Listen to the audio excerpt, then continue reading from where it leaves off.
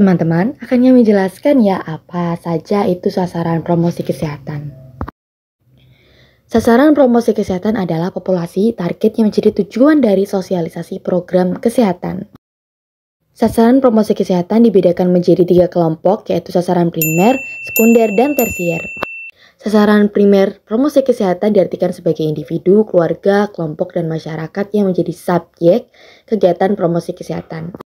Untuk sasaran sekunder promosi kesehatan adalah individu, keluarga, kelompok, dan masyarakat yang menjadi faktor penguat terlaksananya program promosi kesehatan.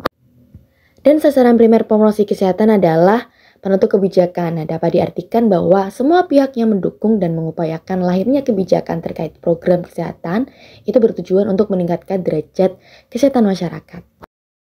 Nah, dapat kita simpulkan ya, bahwa sasaran promosi kesehatan itu berarti dapat diartikan sebagai individu, keluarga, kelompok, masyarakat suatu wilayah, bahkan sampai dengan pengambil kebijakan yang bertujuannya itu untuk menjadi target sosialisasi program kesehatan dan sekaligus menjadi subjek pembangunan kesehatan itu sendiri menuju kemandirian pengelolaan kesehatan. Seperti itu teman-teman.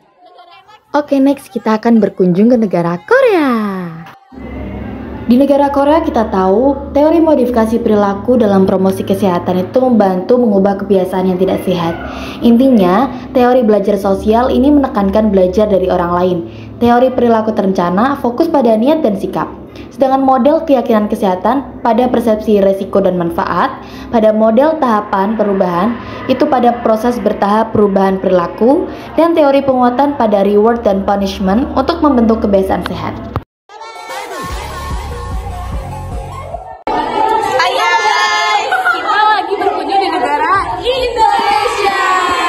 Di kelompok Indonesia ini kami belajar alasan mengapa kita harus belajar promosi kesehatan.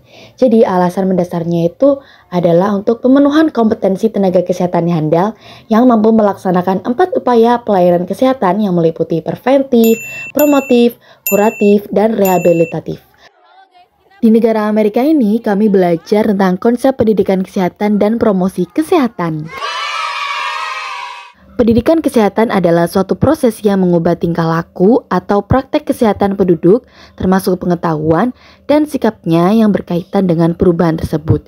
Di mana tujuan pendidikan kesehatan itu adalah untuk merubah perilaku orang atau masyarakat dari perilaku yang tidak sehat menjadi perilaku sehat.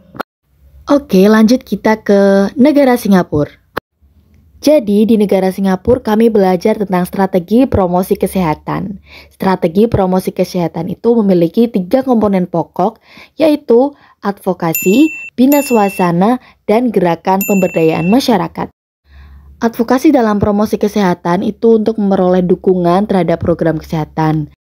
Sedangkan bina suasana itu upaya penyamaan persepsi antara provider dengan masyarakat mengenai urgensi suatu masalah kesehatan. Pemberdayaan masyarakat sendiri berarti serangkaian kegiatan untuk memperkuat dan mengoptimalkan keberdayaan.